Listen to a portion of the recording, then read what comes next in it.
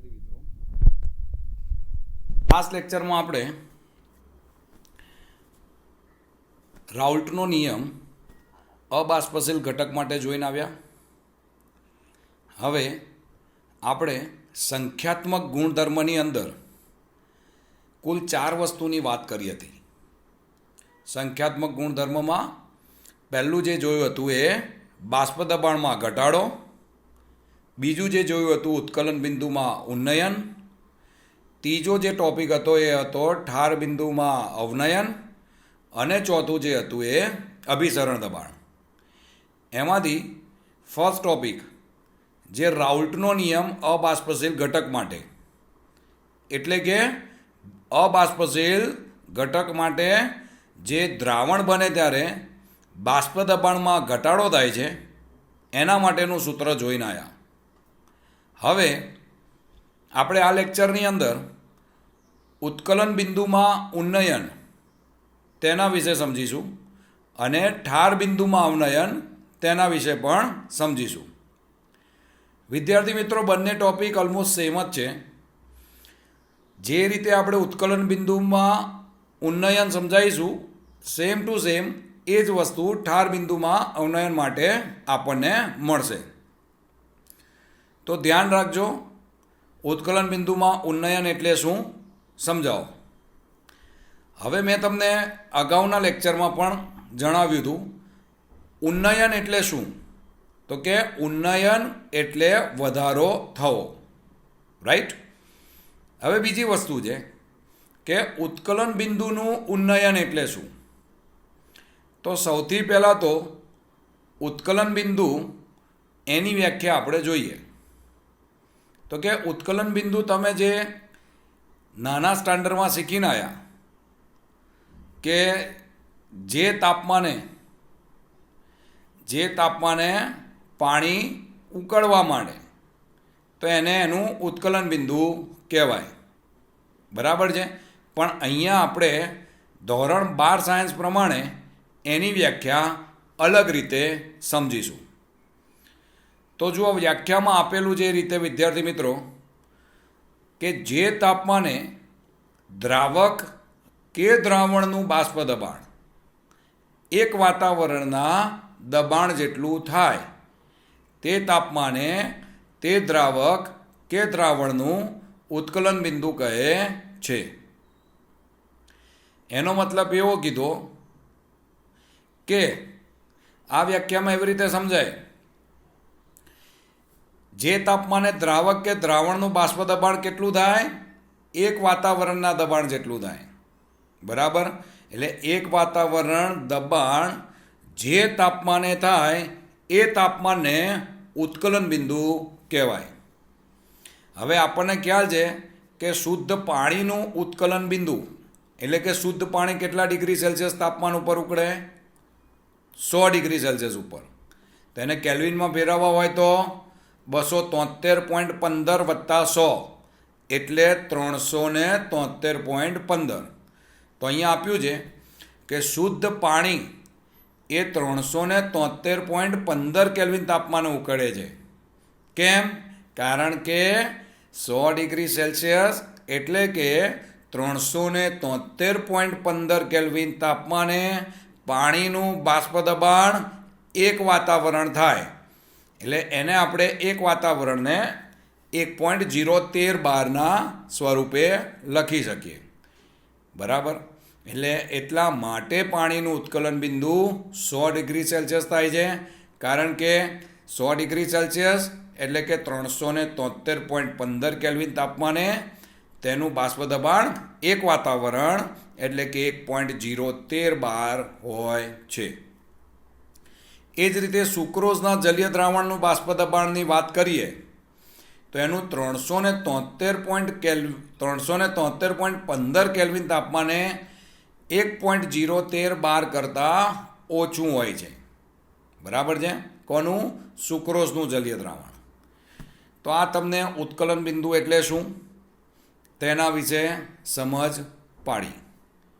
હવે એના ઉપરથી મૂલન ઉન્નયન એટલે શું તેના વિશે આપણે સમજીશું.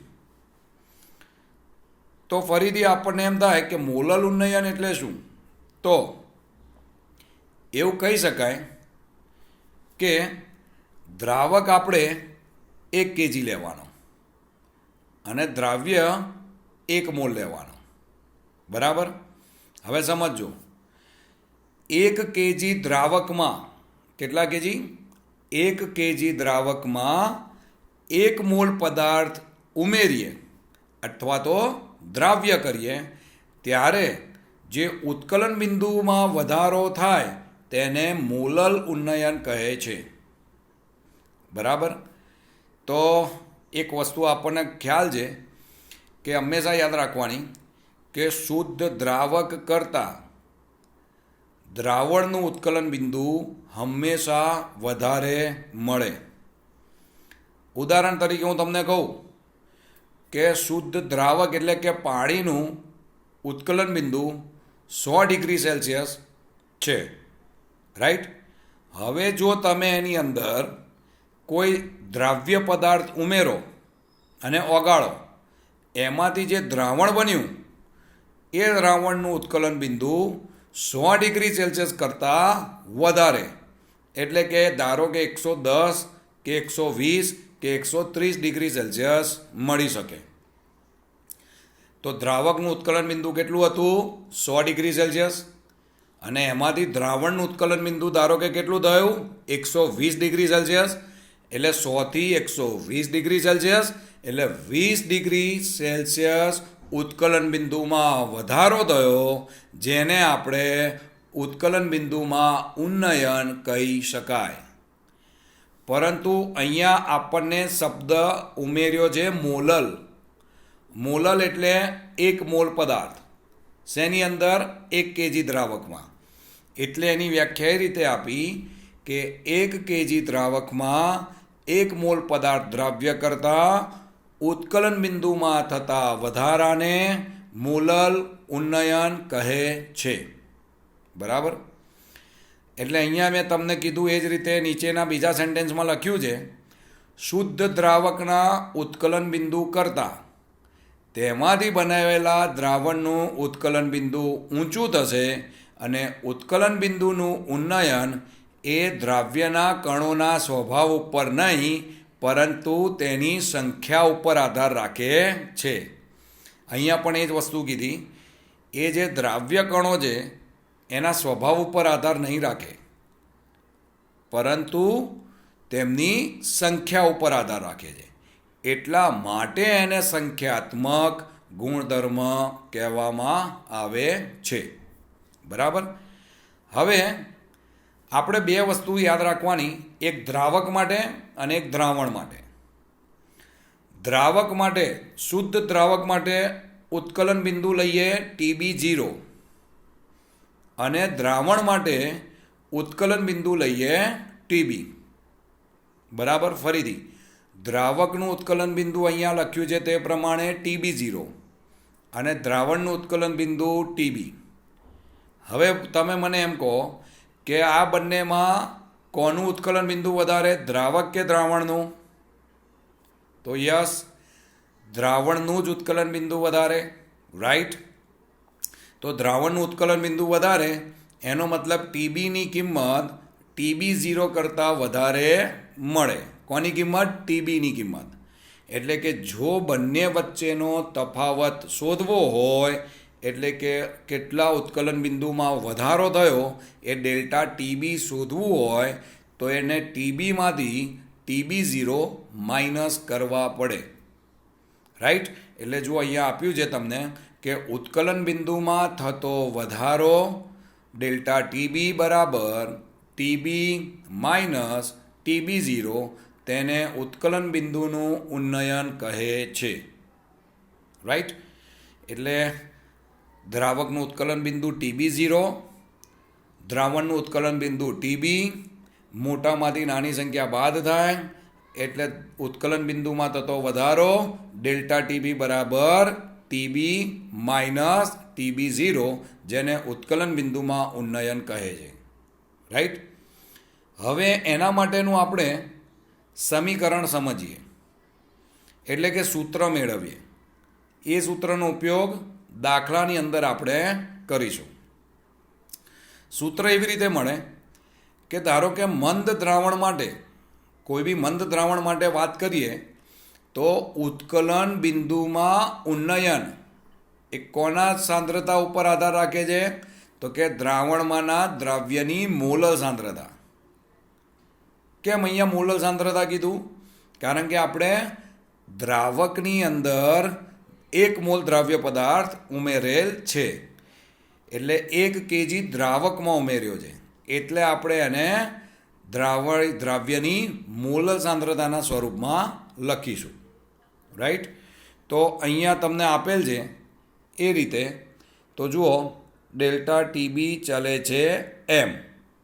ડેલ્ટા ટીબી શું છે? તો કે ઉત્કલન બિંદુમાં ઉન્નયન. એમ શું છે? તો કે એમ છે મોલાલિટી. શું સમજવાનું? મોલાલિટી. એટલે અહીંયા ચલેની સાઈન જાય તો એની જગ્યાએ અચળાંક કેબી મૂકવો પડે. એટલે સૂત્ર બને ડેલ્ટા ટીબી બરાબર કેબી ઇન્ટુ એમ. અહીંયા આપ્યું જ છે કે એમ એ શું છે? તો કે એમ એ મોલાલિટી છે. કેબી શું છે? તો કે મોલલ ઉન્નયન અચળાંક, અથવા તો એને શું કહેવાય? ઉત્કલન બિંદુ ઉન્નયન અચળાંક. બરાબર? હવે કેબીનો એકમ આપણે મેળવવો હોય તો કેબીનો એકમ ધ્યાન રાખજો. શું આવે? Kelvin KG mall inverse. શું છે? Kelvin KG mall inverse. હવે વિદ્યાર્થી મિત્રો, તમને મોલાલિટીનું સૂત્ર તો ખબર જ છે. તો મોલાલિટીનું સૂત્ર શું આવે? તો કે મોલાલિટીનું સૂત્ર એવું થાય કે દ્રાવ્યનું વજન ગ્રામમાં, આ લખ્યું, છેદમાં દ્રાવ્યનો અણુભાર એટલે કે M2 ગુણ્યા દ્રાવકનું વજન કેજીમાં. જો આપણે અહીંયા દ્રાવકનું વજન ગ્રામમાં લખીએ તો આપણે 1000 ગુણવા પડે. એટલે ફાઇનલ એનું સૂત્ર આપણને શું મળે? તો કે એનું સૂત્ર મળે મોલાલિટી બરાબર 1000 ગુણ્યા W2 છેદમાં M2 ગુણ્યા W1. આ મોલાલિટીની કિંમત આપણે આ સમીકરણમાં મૂકીએ તો આપણને સમીકરણમાં મળે. શું મળે છે મૂકતા? તો કે ડેલ્ટા ટીબી બરાબર કેબી, આ કેબી ગુણ્યા મોલાલિટીની કિંમત કેટલી? તો કે 1000 ગુણ્યા W2 છેદમાં M2 ગુણ્યા W1. આ આપણને આના ઉપરથી ડેલ્ટા ટીબીની કિંમત પ્રાપ્ત થઈ. આ મુખ્ય સમીકરણ છે. આ સમીકરણને જ તમારે ધ્યાન રાખવાનું આવશે. આ તમારું મુખ્ય સમીકરણ છે. ડેલ્ટા ટીબી બરાબર કેબી ગુણ્યા 1000 ગુણ્યા W2 છેદમાં M2 ગુણ્યા W1. રાઈટ? હવે જો આપણે M2ને સૂત્ર કરતાં બનાવીને દ્રાવ્યનો અણુભાર શોધવો હોય તો M2 સામે જશે અને ડેલ્ટા ટીબી છેદમાં જશે. એટલે સૂત્ર મળશે 1000 ગુણ્યા W2 ગુણ્યા કેબી છેદમાં ડેલ્ટા ટીબી ગુણ્યા W1. રાઈટ? તો આ આપણને પ્રાપ્ત થયું M2નું સૂત્ર. હવે આપણે એના ગ્રાફની વાત કરીએ. ગ્રાફની અંદર તમને અહીંયા ચોક્કસપણે જોવાશે કે આ જે આપ્યું છે એ તમને તાપમાન કીધું છે અને અહીંયા જે આપ્યું છે એ તમને બાષ્પ દબાણ આપેલ છે. સમજો વિદ્યાર્થી મિત્રો, ગ્રાફની અંદર આ જે ગ્રાફ મળે છે એ દ્રાવક માટે મળે છે. એને આપણે તાપમાનના આગળ લંબાઈએ તો એ કિંમત આપણને અહીંયા પ્રાપ્ત થાય. રાઈટ? હવે દ્રાવણ માટે એ જ ગ્રાફ આપણને આ રીતે મળે છે. કેમ? કારણ કે બાષ્પ દબાણ તો એક વાતાવરણ જ રાખવાનું છે અને એ જ વખતે ગ્રાફ મળ્યા પછી એને તાપમાન ઉપર આપણે લંબાઈએ તો આપણને આ પોઈન્ટ મળે. અહીંયા ગાડી TB0 એ દ્રાવક માટે કીધું, TB એ દ્રાવણ માટે કીધું. બંનેની કિંમતમાં દેખાશે કે TBની કિંમત TB0 કરતાં TBની કિંમત વધારે છે. રાઈટ? તો એ બંને વચ્ચેનો જે તફાવત છે એને આપણે કહીશું ડેલ્ટા TB. એટલા માટે અહીંયા આપણે ડેલ્ટા TBનું સૂત્ર લખવું હોય તો કઈ રીતે લખાય? તો ડેલ્ટા TB બરાબર TB માઇનસ TB0, જે અહીંયાથી પણ આપણને ખ્યાલ આવે છે. રાઈટ? હવે આ જે હતો એક આખો પ્રશ્ન તમારો કમ્પ્લીટ થયો કે ઉત્કલન બિંદુમાં ઉન્નયન સવિસ્તાર સમજાવો.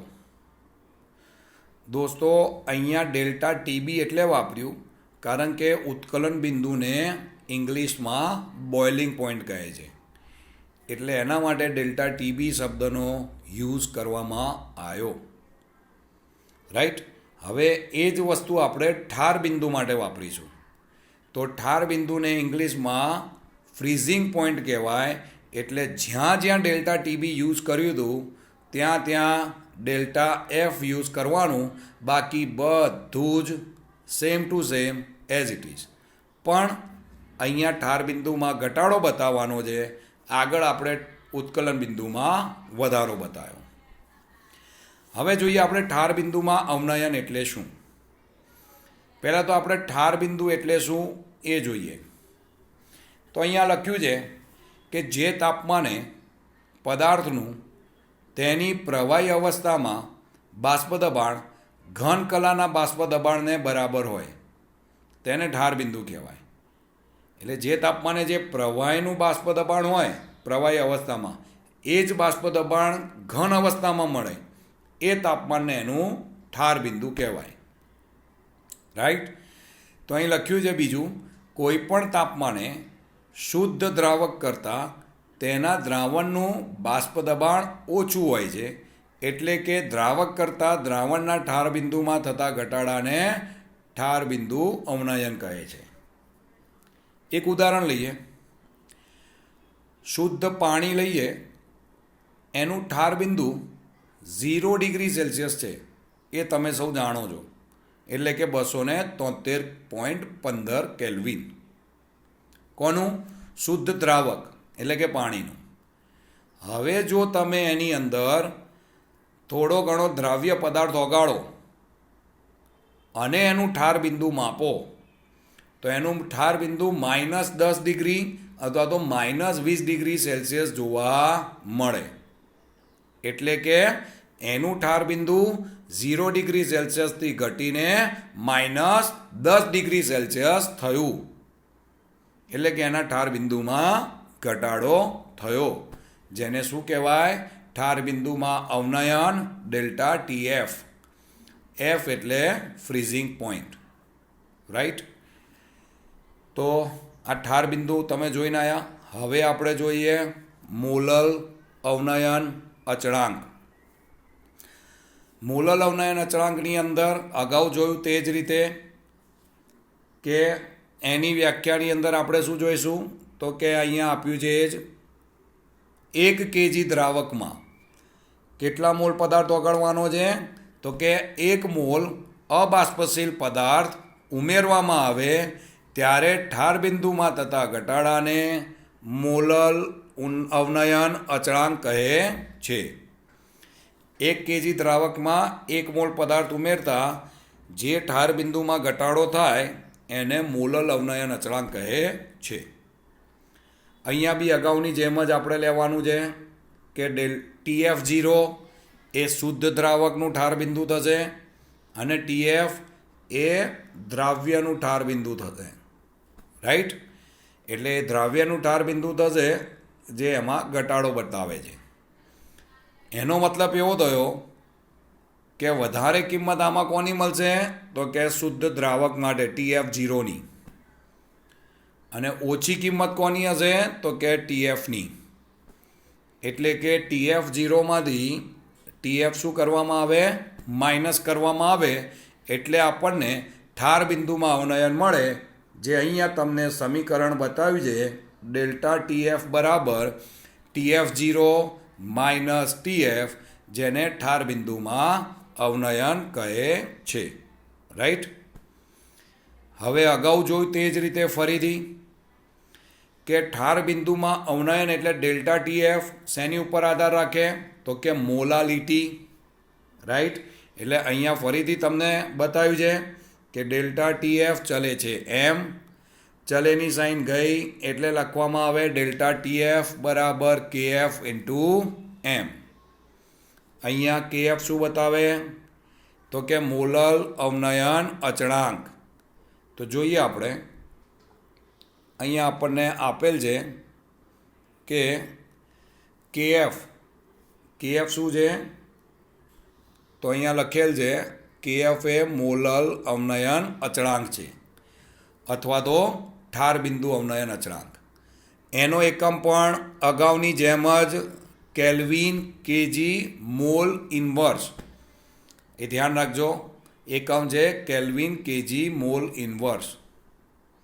હવે ફરીથી જોઈએ, દ્રાવકનું ઠાર બિંદુ આપણને જે આપ્યું છે એ આ રહ્યું.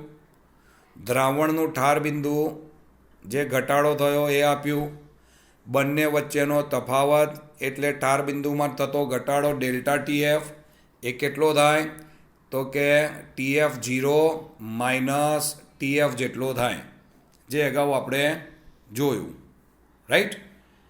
હવે અહીંયા આગળનું જે સમીકરણ હતું ડેલ્ટા TF બરાબર KF ગુણ્યા એમ, એમાં એમ એટલે મોલાલિટી, એમાં એની કિંમત મૂકી દેવાની W2 ગુણ્યા 1000 છેદમાં W1 ગુણ્યા M2. એટલે એની કિંમત મૂકીએ એટલે આપણને સમીકરણ મળે ડેલ્ટા TF બરાબર KF ગુણ્યા W2 ગુણ્યા 1000 છેદમાં W1 ગુણ્યા M2. આ એનું મુખ્ય સમીકરણ આપણને મળ્યું. બરાબર. આ સમીકરણ મુખ્ય છે.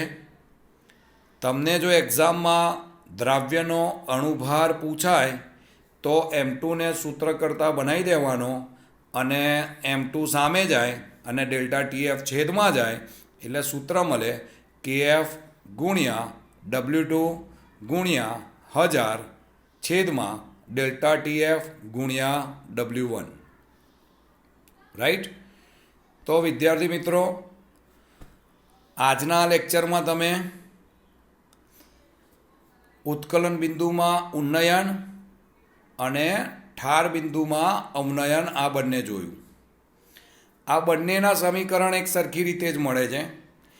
ફક્ત ફરક એટલો છે, ઉત્કલન બિંદુમાં ઉન્નયન એટલે ઉત્કલન બિંદુમાં વધારો થાય છે અને ઠાર બિંદુમાં અવનયન એટલે ઠાર બિંદુમાં ઘટાડો થાય છે દ્રાવણ બને એટલે. અને બીજી વસ્તુ, એના માટે અચળાંક આપણે KB યુઝ કરીશું ઉત્કલન બિંદુ ઉન્નયનમાં, અને ઠાર બિંદુ અવનયનમાં આપણે અચળાંક તરીકે KF યુઝ કરીશું. બાકી બંનેની અંદર ફોર્મ્યુલા તો સેમ જ છે, ખાલી ડેલ્ટા TF અને ડેલ્ટા TB એ બંને ખાલી ફેરવવાના છે અને KF અને KB મૂકવાના છે. બાકી બંનેના ફોર્મ્યુલા સમાન જ છે. તો આપણે કુલ 3 પ્રકારના સંખ્યાત્મક ગુણધર્મનો અભ્યાસ કર્યો. નંબર 1 જે લાસ્ટ લેક્ચરમાં ભણીને આવ્યા, રાઉલ્ટનો નિયમ અબાષ્પશીલ ઘટક માટે એટલે કે બાષ્પ દબાણમાં થતો ઘટાડો. અને આ લેક્ચરમાં બીજા 2 ગુણધર્મ જે ઉત્કલન બિંદુમાં ઉન્નયન અને ઠાર બિંદુમાં અવનયન એ 2 જોયા. રાઈટ. હવે આગળના લેક્ચરની અંદર આપણે અભિસરણ દબાણ અંગે ભણીશું. ત્યાં સુધીમાં તમે આટલું ચોક્કસ સારી રીતે તૈયાર કરી નાખશો. Okay, thank you.